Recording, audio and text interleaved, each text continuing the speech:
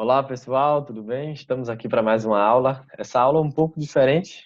É, Nessa aula nós iremos discutir os principais mitos e dúvidas, né, que estão relacionados ao metabolismo de carboidrato. Então, conforme eu fiz lá abri uma caixinha de pergunta lá no meu Instagram, né, para ouvir de vocês as principais dúvidas e mitos relacionados ao metabolismo de carboidrato, né? Eu escolhi 10 perguntas, né? Essas 10 perguntas eu escolhi porque são perguntas que eu recebo com uma certa frequência, né? E, de certa forma, são perguntas que muitas pessoas têm dúvidas em relação a esse conteúdo. Então, eu separei aqui, nessa aula, para a gente discutir, as 10 principais perguntas que eu recebi, né? E que são pertinentes da gente discutir em uma aula para esclarecer esses tópicos importantes. Então, vamos lá. Logo de cara, olha lá que é a primeira pergunta, né? Como o consumo de carboidratos refinados não é desviado para a produção de gorduras, já que ativa fatores de transcrição? Então, o paciente obeso ele pode comer carboidrato à vontade? Bem, vamos lá. Primeira coisa, o que determina se um carboidrato vai ser convertido em gorduras, né? Não é o fato dele ser refinado ou o fato dele ser integral. Por quê? Tanto o carboidrato refinado como o carboidrato integral, ao final do processo digestivo, vai gerar glicose, vai gerar frutose e vai gerar galactose. Então, vai chegar na sua corrente sanguínea, seja de uma maçã ou de um brigadeiro, glicose, frutose ou galactose. É óbvio que na maçã não tem lactose, então não vai ter galactose. O que eu quero dizer? Que só monossacarídeos serão absorvidos. O que é que muda de um alimento integral para um alimento refinado? Primeiro, a velocidade de absorção, né? A cinética de absorção. Alimentos refinados tendem a ser absorvidos de forma mais rápida. E segundo, é que alimentos refinados tendem a ofertar menos nutrientes. Menos nutrientes são agregados a alimentos refinados. Aí fala-se que quanto mais rapidamente for absorvido um alimento, maior será o seu impacto sobre a insulina. Consequentemente, grande parte desse nutriente vai ser desviado para a formação de gordura. Bem, o que é que a gente precisa entender, né?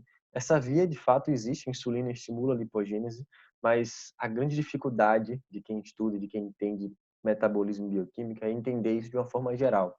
Gente, não faz sentido fisiológico algum corpo converter carboidrato, ainda que seja de fonte de alimentos refinados, em gordura, se há demanda de energia e se há demanda de glicogênio. Então, seja refinado ou seja integral, só será desviado para a síntese de novo se houver superávit calórico. Ah, professor, mas alimentos refinados estão associados a maior expressão de fatores de transcrição, isso modula genes. Gente, presta atenção. Eu vejo muitas extrapolações bizarras relacionadas a marcadores agudos e respostas ou desfecho clínico. Primeiro, aumento da expressão de fator de transcrição é diferente de expressão de gene, que é diferente de formação de tradução, né? De formação de RNA mensageiro, que é diferente de transcrição de proteína, que é diferente da proteína funcional e que é diferente do desfecho final. Então, transcrever ou aumentar ou ativar fatores de transcrição não quer dizer desfecho clínico. Muita gente extrapola resultados, né, de artigos que avaliaram expressão de fatores de transcrição e até mesmo expressão de genes e extrapolam resultados para desfechos clínicos. É o pessoal da nutrigenética, da nutrigenômica, que eu acho uma área fantástica, que para mim vai ser o futuro da nutrição, mas ainda não é, está extrapolando cada vez mais de forma errada. Uma coisa é estimular fatores de transcrição, outra coisa é gerar um desfecho clínico. Não tem nada a ver. Não dá para extrapolar um resultado de... O que é um fator de transcrição, na verdade? Um fator de transcrição é uma proteína, né, uma substância que tem associação para aumentar a expressão ou diminuir a expressão de um gene. O fator de transcrição é um conglomerado de proteínas que faz com que esse gene seja lido, seja expresso, né, expresso em proteína. Então, isso não quer dizer que vai gerar uma proteína e muito menos quer dizer que vai gerar um desfecho clínico. Por quê? Da expressão do gene até a proteína funcional e até o desfecho clínico, muita coisa ainda precisa acontecer. Então, não caiam nesse conto, nessas extrapolações bizarras de que se aumenta a expressão de tal gene vai gerar tal resposta, ou tal desfecho, quando não há evidência do desfecho clínico em si, e sim apenas extrapolações. Então, o fato do carboidrato ser refinado, ativar fatores de transcrição, não significa que você vai engordar. O que vai determinar é o superávit calórico, né? O excesso de caloria. E paciente obeso pode comer à vontade? Não. À vontade não, né? Paciente obeso tem que comer uma quantidade que seja pertinente às suas necessidades, ao que ele precisa ingerir ao longo do dia. Dentro de um planejamento alimentar adequado, um paciente obeso pode tranquilamente consumir um brigadeiro, pode tranquilamente consumir um chocolate. Não há risco algum de comprometer o emagrecimento dele. Às vezes até ajuda, né? Porque quando você faz a restrição, a sua vontade de comer algo doce, algo diferente da sua prescrição aumenta. E quando você reprime isso, você favorece ou pode favorecer quadros de compulsão alimentar. Então, nesse caso, pensando nesse aspecto, pode favorecer até mesmo o emagrecimento, se você, através disso, né, pode controlar episódios de compulsão, desde que você adeque o quanto que tem que ser ingerido. Então, não. Então, essa resposta é não. Carboidratos refinados não são totalmente desviados para cima da gordura. 2. Segunda dúvida. A demonização do suco de fruta in natura pelo IG e pela frutose tem fundamento? Será que faz sentido falar que suco de fruta in natura faz mal, porque tem um alto índice glicêmico e tem muita frutose? Primeiro que nem todo suco de fruta tem índice glicêmico alto. Índice glicêmico alto é diferente de ser carboidrato refinado ou ser carboidrato integral. Não tem relação. O índice glicêmico tem relação com a velocidade que esse carboidrato é digerido e absorvido, chega na sua corrente sanguínea, em comparação com a molécula de glicose. Então, o suco não necessariamente tem uma velocidade de absorção e disponibilização de glicose alta. Por exemplo, a frutose precisa ser convertida em glicose para depois aparecer na sua corrente sanguínea. Então, não faz o menor sentido por dois motivos, né? Nem todo suco tem alto índice glicêmico, né? E nem todo suco tem carga glicêmica alta. Por exemplo, uma vez eu ouvi uma falácia, né? Um texto falando que para você fazer um copo de suco de laranja, você precisaria de 7 laranjas e nunca que você iria consumir 7 laranjas. Gente, se você consultar a tabela TACO, se você pegar lá, ó, suco de laranja líquido, né? O líquido, suco de laranja in natura, e comparar o valor calórico de um copo de suco de laranja, você vai ver que tem o mesmo valor calórico de carboidrato, o mesmo valor de carboidrato que tem em uma laranja e meia, tem 2 laranjas no máximo. Então, um copo de suco tem um equivalente calórico de carboidratos de uma laranja e meia, no máximo 2. Então, não são 7 laranjas que você usa para fazer um copo de suco. Então, essa ideia de que você tira as fibras, né, só deixa só açúcar da fruta, isso não faz o menor sentido. Primeiro que fruta não tem só frutose e fibra. Quando você faz suco, você retira parte do bagaço, parte da fibra, exatamente. Mas ainda o suco ainda apresenta os compostos bioativos, né, os compostos fenólicos, as vitaminas e os minerais que estão presentes na própria fruta. Então, suco de fruta in natura não é um alimento ruim, não merece ser demonizado.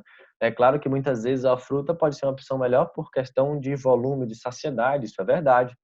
Mas a chegar ao ponto de dizer que fruta deve ser evitada, você não deve ingerir, isso é terrorismo nutricional e digo mais, isso é um desserviço à saúde, né? Porque a população já consome pouca fruta e essas falácias prejudicam ainda mais a ingestão de frutas pela população. Então, não, essa demonização é totalmente sem sentido, não tem um pingo de fundamento.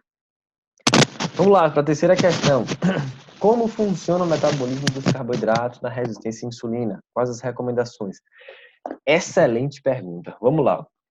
A resistência à insulina, gente, é um quadro onde a insulina não consegue agir em alguns tecidos, como o tecido muscular e o tecido adiposo, né? Nesse tecido, né, que são tecidos dependentes de insulina, né, que apresentam o GLUT4, para eles captarem glicose, eles precisam de insulina. Nem todo tecido capta glicose de forma dependente de insulina, né, apenas principalmente o tecido muscular e o tecido adiposo. E nesse tecido, quando há uma resistência à insulina, a insulina se liga ao seu receptor, não consegue gerar sinalização, logo a glicose não é absorvida nesses tecidos e se acumula na corrente sanguínea. Então, o que acontece? Sempre que o paciente tem resistência à insulina, ele tende a ter hiperglicemia, né? Ele tende a ter hiperglicemia, uma resposta glicêmica maior, uma área sobre a curva maior, quando ele consome carboidrato. Logo, a gente deve pensar que todos os pacientes que têm resistência à insulina devem cortar carboidrato, devem comer menos carboidrato. Quando você faz isso, de fato, você controla a glicemia, mas não necessariamente você melhora o mecanismo de ação da insulina. Perceba, o que é que gera resistência à insulina? A resistência à insulina é ocasionada por um estresse celular, né? Estresse oxidativo, inflamação dentro da sua célula, que compromete a cascata de fosforilação lá das proteínas celulares. Isso está associado à ingestão energética aumentada, dieta hipercalórica. Então, tanto dieta hipercalórica de açúcar como de gordura pode gerar um aumento do estresse oxidativo, inflamação e gerar resistência à insulina. Então, não é só cortar carboidrato para melhorar a ação da insulina, mas levando em consideração que o paciente tem uma desregulação no metabolismo de carboidrato, controlar a ingestão de carboidrato é algo importante e que deve ser realizado. Não significa comer pouco carboidrato, significa comer aquilo que você precisa, evitar excesso. É porque a gente tem a ideia de que vou cortar carboidrato em todo mundo. E funciona porque às vezes aquele paciente consumia muito e ao cortar simplesmente você adequou. Mas não necessariamente você precisa zerar. Então, considerando um paciente que tem resistência à insulina, quando você diminui carboidrato, você diminui a demanda de insulina, porque a resposta glicêmica tende a ser maior, mas não necessariamente você regula a ação da insulina. Luan, como é que eu faço para melhorar a ação da insulina? Primeiro, reduzir a ingestão calórica. E segundo, utilização de alimentos com compostos antioxidantes. Porque sempre que você reduz o estresse oxidativo, você reduz a lesão celular, você reduz a inflamação, você melhora a sinalização da insulina. Então, para melhorar a resistência à insulina, eu diria que controlar a ingestão de carboidrato é importante, porque o paciente está com o metabolismo comprometido, isso é óbvio, mas também não só ficar preso a quanto de carboidrato o paciente está ingerindo, mas sim qual tipo, né, qualidade, pensando em ofertar alimentos ricos em vitaminas, minerais e compostos bioativos. Então, a recomendação nesse caso, gente, não é cortar carbo, apesar de reduzir carboidrato, melhora a glicemia. E sim, né, adequar a ingestão de carboidrato, reduzir quem está consumindo muito, mas principalmente aumentar a ingestão de compostos bioativos para controlar o estresse oxidativo e a inflamação. Resposta número 4. Como utilizar carboidratos para o ganho de peso? Essa é uma dúvida, sabe por quê? Que ela é pertinente, que eu recebo muitas perguntas em relação a essa questão. Primeiro, muita gente, pensando num paciente que quer fazer uma dieta hipercalórica e ganhar peso, ficam com receio de ofertar, por exemplo, carboidratos, entre aspas, ruins, né? Como, eu não vou colocar um doce de leite na dieta de um paciente que é hipertrofia, não posso colocar um leite condensado, não posso colocar açúcar. Então, como é que eu consigo bater a ingestão calórica somente com carboidratos integrais, né? Será que compromete a hipertrofia se eu ofertar, sei lá, um carboidrato, entre aspas, ruim, né? Um leite condensado, um doce de leite, que eu não gosto nem de caracterizar como alimento bom ou ruim, não existe isso de alimento bom ou ruim. Mas, enfim. Gente, nesse caso, para bater o superávit calórico, você pode ofertar qualquer tipo de carboidrato. Eu canso de ofertar em dietas de pacientes que não necessariamente querem ganhar peso, mas que precisam ingerir carboidrato em alta quantidade, doce de leite, leite condensado, né? Por quê? O que tem no doce de leite? Doce de leite é leite e açúcar. Açúcar é glicose e frutose. Só vai fazer mal se tiver em excesso. Por quê? Porque o seu corpo sabe metabolizar a glicose e sabe metabolizar a frutose. Tanto a glicose como a frutose, quando em excesso, fazem mal. Então, se não houver excesso, não tem risco. Exatamente. Professor, mas é porque são nutrientes, são alimentos que não têm nutrientes agregados. Sim, a sua dieta vai ser à base de açúcar. Não, você pode ofertar açúcar, mas você pode também, nada impede você de comer outros alimentos, né, ricos em carboidratos também, que apresentem outros nutrientes, outros compostos bioativos que são importantes para a sua saúde. Então, no ganho de peso, se não conseguir ofertar, garantir a quantidade de carboidrato em alimentos in natura, não há problema, não vai aumentar o risco de obesidade, de doenças metabólicas, desde que esteja dentro da necessidade desse paciente. Então, a gente pode utilizar, né, carboidratos refinados e carboidratos integrais, desde que você adeque a ingestão de micronutrientes e compostos bioativos, né, para hipertrofia, quando o intuito é ganhar peso. Quando o intuito é ganhar peso, pode ofertar carboidratos sem medo de ser feliz, desde que esteja dentro da necessidade, né? Necessidade que eu digo, por exemplo, necessidade que eu digo de um paciente que quer ganhar peso é um superávit de carboidrato, né? Você vai pegar a necessidade dele, que é de 40%, de, sei lá, vamos botar 4 gramas por quilo de peso, você vai aumentar, vai ofertar 5, para que haja um superávit e ele consiga ganhar peso. Então, nesse caso, garante a base de dietas carboidratos integrais, in natura, e pode complementar com refinados, não tem nenhum problema nisso. A não ser que você esteja ofertando um alimento com veneno, né? Fonte de carboidrato com veneno, com algum componente tóxico que vai fazer mal. Isso sim, você tem que evitar. Fora isso, dá para adequar sem tipo, sem nenhum problema para a saúde do paciente, né? Desde que no contexto da dieta isso gere um superávit calórico ou que não gere o que você consiga ofertar os micronutrientes, as vitaminas, os compostos bioativos necessários para o funcionamento do organismo. Tudo bem? Resposta número 5, ou pergunta número 5. Qual o impacto do controle glicêmico em pacientes obesos? Vamos lá. A obesidade, gente, é o principal fator de risco para o desenvolvimento do diabetes tipo 2. Tanto a obesidade com IMC elevado, como a obesidade central, com circunferência da cintura elevada. Então, eu diria que o acúmulo excessivo de gordura, seja visceral ou seja geral, é um fator de risco para o desenvolvimento de diabetes, né? Diabetes é uma doença que ocasiona um descontrole glicêmico, né? Uma hiperglicemia crônica. Então, a gente poderia dizer que o risco de um paciente desenvolver um descontrole glicêmico, como diabetes, é maior do que um indivíduo não obeso. Então, em pacientes obesos, é importante a gente controlar a glicemia. Como é que eu controlo a glicemia, Luan, em pacientes obesos? Melhorando a ação da insulina. Como é que eu melhoro a ação da insulina? Uma forma é reduzindo a demanda, reduzindo a ingestão de carboidrato, mas outra forma é melhorando a função celular, aumentando a ingestão de vitaminas e compostos antioxidantes para reduzir estresse oxidativo, reduzir inflamação e melhorar a ação da insulina. Então, o controle glicêmico em paciente obeso é importantíssimo, já que a obesidade é um fator de risco para o desenvolvimento de diabetes. Mas controlar a glicemia não é só cortar carboidrato, é melhorar a qualidade do que se está ingerindo. Sabe por que eu falo isso? Porque às vezes o pessoal quer controlar a glicemia cortando carbo e se enchendo de bacon, de gordura saturada. Gordura saturada está associada a desbalanço glicêmico, está associada à inflamação, está associada à desregulação metabólica. Então não é só comer gordura e cortar carbo que você vai ter um melhor de controle glicêmico. E sim melhorar a qualidade do que você está ingerindo, né? A qualidade dos nutrientes que você está ingerindo. 6. Por que a frutose é convertida em gordura mais facilmente? Excelente pergunta. Inclusive, tem uma aula no meu canal do YouTube, aqui no meu canal do YouTube, sobre esse tema. Mas vamos lá. O controle, na verdade, o fluxo de... Primeiro, eu poderia dizer que a glicose, né, os carboidratos, são as principais fontes de carbono para o nosso organismo. E o nosso organismo utiliza carbono para a produção de um monte de moléculas, das biomoléculas, né? As moléculas orgânicas, as biomoléculas, são feitas à base de carbono, né? A matéria viva é a base de carbono. A vida como nós conhecemos hoje é a base de carbono. E a principal forma de ofertar carbono na dieta é carboidrato. Só que o que acontece? O metabolismo da glicose, né? A glicólise é a via central do metabolismo de carbono, né? A principal via que fornece carbono para as diversas outras reações, né? E faz parte do metabolismo central. Ela é bem regulada, né? Por quê? Porque a gente consegue controlar o quanto de glicólise vai acontecer a depender da demanda de um tecido, por exemplo.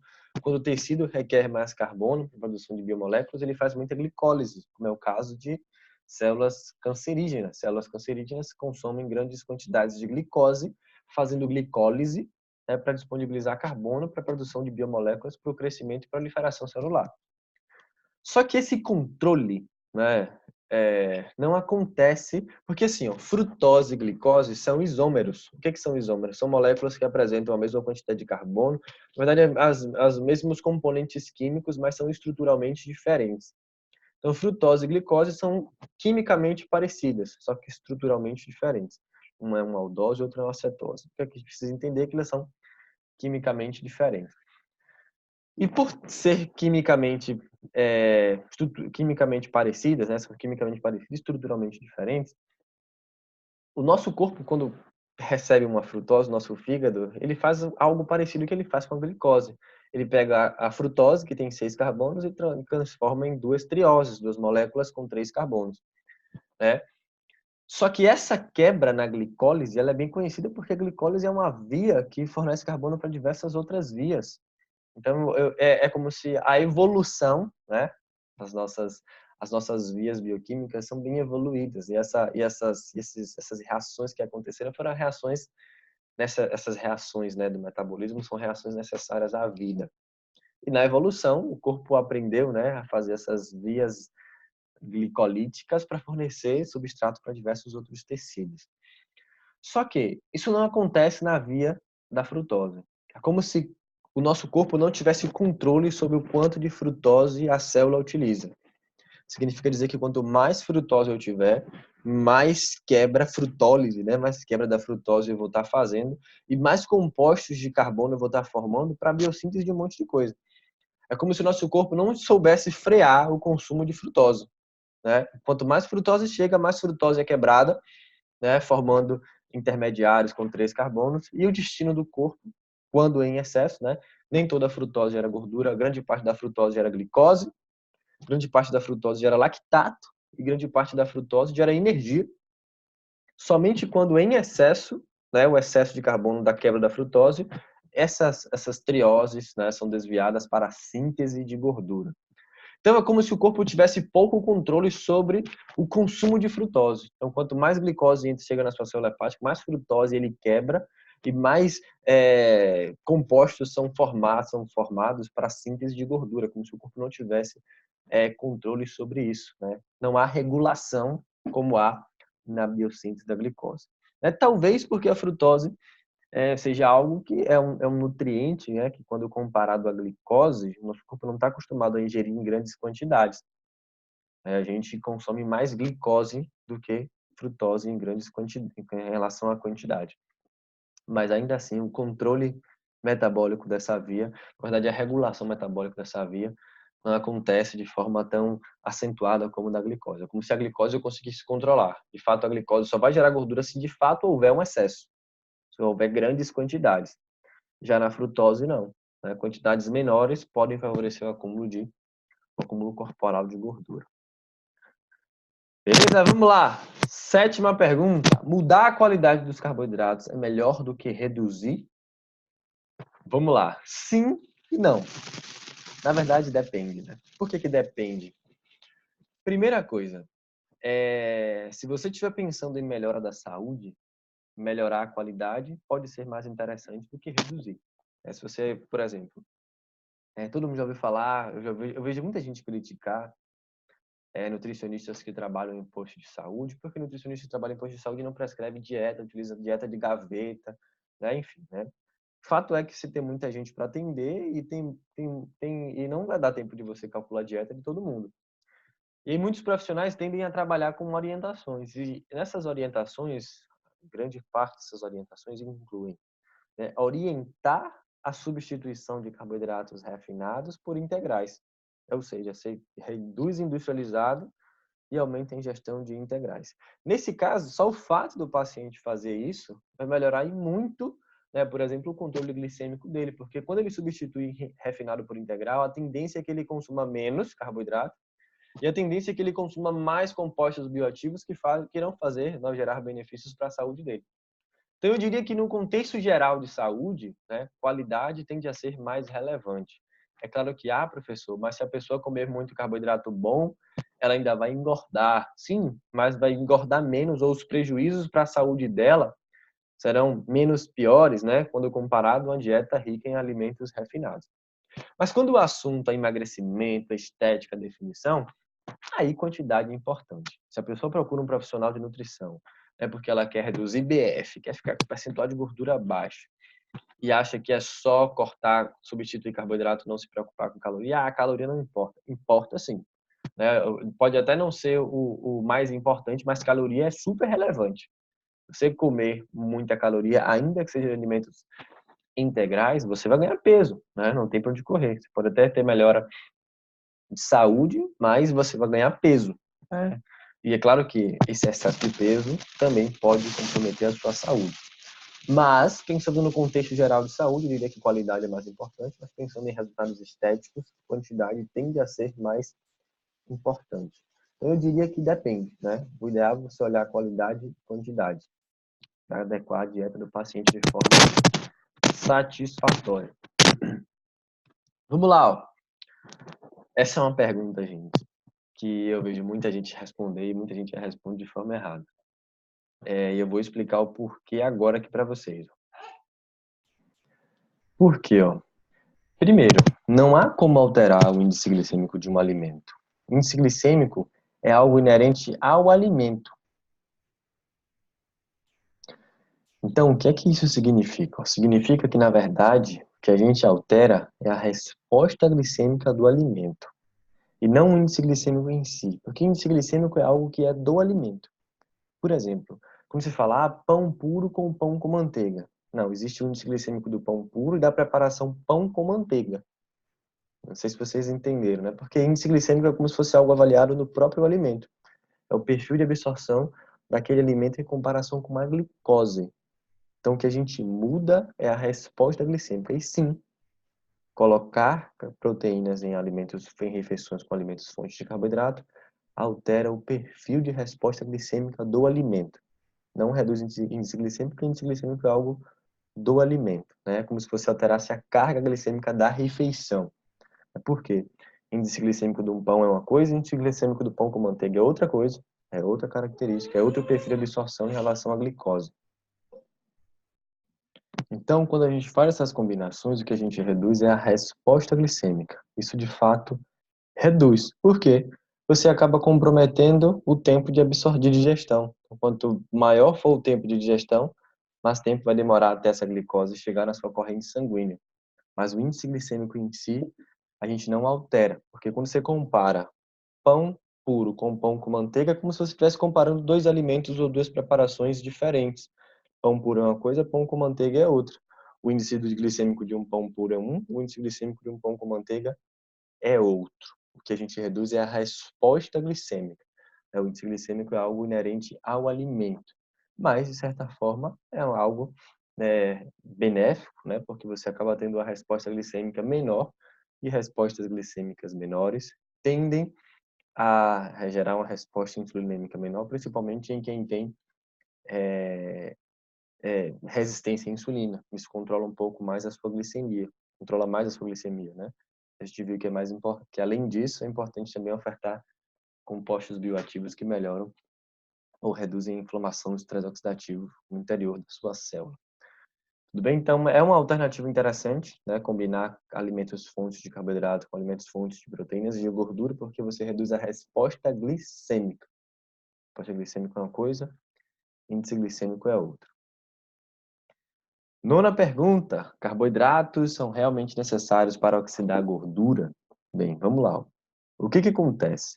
Sempre que a gordura vai ser oxidada, né, ela sofre lipólise, o ácido graxo, o triacilglicerol é quebrado em ácido graxo, lá no tecido adiposo. Esse ácido graxo sai, cai na sua corrente sanguínea, lá ele é captado pela sua célula muscular, por exemplo, entra em sua mitocôndria.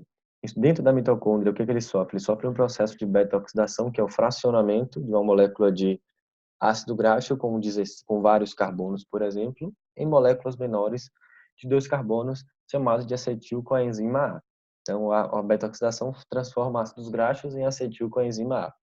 Só que para você oxidar essa acetil-coenzima A no ciclo de Krebs, o ciclo de Krebs é um ciclo que oxida literalmente a acetil-coenzima A, retira elétrons, você precisa de um composto chamado de oxalacetato, que é formado a partir da glicose, ou pode ser formado a partir da glicose. Pode ser formado a partir de piruvato proveniente da glicose. Só que tem uma questão. Quando existe uma baixa oferta de glicose, o nosso corpo faz glicose através de uma via chamada de gliconeogênese.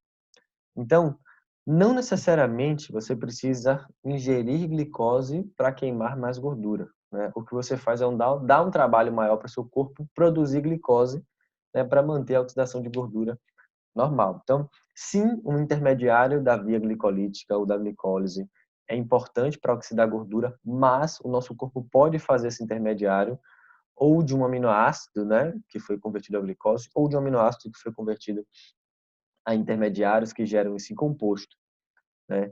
Então, não é como é que eu posso dizer? Não é obrigatório você comer carboidrato para oxidar gordura. Ah, professor, mas quando eu como carboidrato de uma forma adequada, eu evito que o meu corpo utilize aminoácidos para gerar isso, consequentemente, eu reduzo o catabolismo proteico, de fato, né? Sempre que você priva carboidrato, você força seu corpo a oxidar aminoácidos, a degradar proteínas. E quando você oferta uma dieta adequada em carboidrato, você reduz essa quebra de proteínas.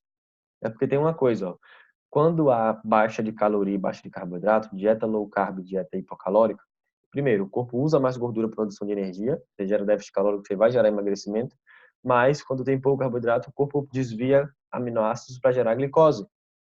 Então, até essa oxidação de gordura para gerar energia depende de um intermediário da glicose. Então, o corpo faz esse intermediário a partir de aminoácidos. Então, não é prudente você desviar aminoácido para gerar energia, porque aminoácido é importante para a geração de proteínas. Então, sim, quando o corpo faz isso de forma acentuada, ele mobiliza aminoácidos, né, para manter essa produção de energia, e aí a gente precisa repor, aumentando a ingestão de proteínas na dieta. Então, o corpo precisa de um intermediário, mas não é necessariamente obrigado. Você precisa ingerir quantidade de carboidrato, já que o corpo faz, mas não seria a melhor alternativa. A melhor alternativa seria você manter a ingestão adequada de carboidrato, gerar déficit calórico, né, para que o seu corpo não precise fazer carboidrato, não precise fazer oxalacetato a partir de um aminoácido que é utilizado para a produção de proteínas. 10ª pergunta interessante. Essa daqui, ó, muito interessante essa pergunta. O que acontece nesse caso? Ó? Vamos lá. Para que a hipertrofia muscular aconteça de forma adequada, é importante que haja dois aspectos principais. O primeiro, aminoácido disponível para a síntese de proteínas. Então, a hipertrofia envolve aumento de volume celular, logo envolve aumento de compostos celulares. Muitos compostos são proteicos, né? Principalmente as miofibrilas. Então, você tem que ter bloco para o muro ser construído. Só que não basta apenas ter bloco para que o muro seja construído. Você precisa ter energia, já que a construção do muro requer energia. Então, 2 pontos são importantes. Proteína adequada, ingestão proteica adequada e ingestão calórica adequada. São os fatores cruciais para que a hipertrofia ótima aconteça de forma adequada. E uma forma de fornecer essa caloria, essa energia, para que a síntese proteica aconteça de forma adequada, é através de uma adequada ingestão de carboidrato e uma adequada ingestão de lipídios. Sempre que você priva seu corpo de carboidrato, considerando que não haja deficiência de caloria, por exemplo. Ah, professor, mas eu estou ofertando maiores quantidades de lipídios. Logo, esse ATP, essa energia para a síntese de proteínas, pode ser utilizada a partir dos lipídios da dieta. Verdade, verdade. Só que lipídio não pode gerar glicose. Gente, se tem uma coisa que seu corpo não fica sem, é glicose. Tenha certeza. Se você é low carb, se você faz uma low carb, se você faz uma no carb, o seu corpo mantém a oferta adequada de glicose para os tecidos, como gliconeogênese. Então, quando você quer hipertrofia, você faz uma low carb, você aumenta a demanda de proteína. Por quê? Primeiro, vamos supor que você quer hipertrofiar muscular. Para crescer a sua musculatura, o seu corpo precisa de 10 de proteína. Você oferta as 10. Só que se você priva carboidrato, seu corpo vai precisar de 3 de proteína para manter a oferta de carboidrato, porque ele vai desviar essas proteínas para gerar glicose. Então, antes você precisava de 10, agora fazendo a low carb, você precisa de 13. Porque das 10 serão utilizadas para síntese de proteínas e as outras 3 serão utilizadas para manter a oferta de glicose para os tecidos através da gliconeogênese. Então, dá para ocorrer hipertrofia com low carb? Dá sim, tranquilamente. Só que a oferta proteica tende a ser maior porque você tem que dar suporte à gliconeogênese, né, através da ingestão proteica. Então, não tem problema nenhum, se você quiser, dá para ter, né?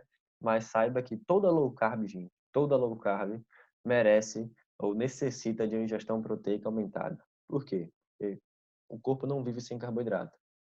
Ele faz carboidrato. E o substrato para a produção de carboidrato é aminoácidos. Então, se você priva carboidrato da dieta, ele usa aminoácidos endógenos para fazer carboidrato. Você tem que repor esses aminoácidos. Então, toda dieta low carb, né, requer uma ingestão proteica maior para manter a oferta de glicose adequada aos tecidos. Tudo bem? Gente, então essas foram as 10 dúvidas. Espero que vocês tenham gostado desse formato de aula. Se sim, comente aqui nesse vídeo. Não esquece de curtir, compartilhar o meu canal, as minhas aulas com os colegas, para que todo mundo tenha acesso a esse material e essa informação. Tudo bem? Então é isso. Um grande abraço. Obrigado por vocês estarem aqui assistindo e até o nosso próximo encontro.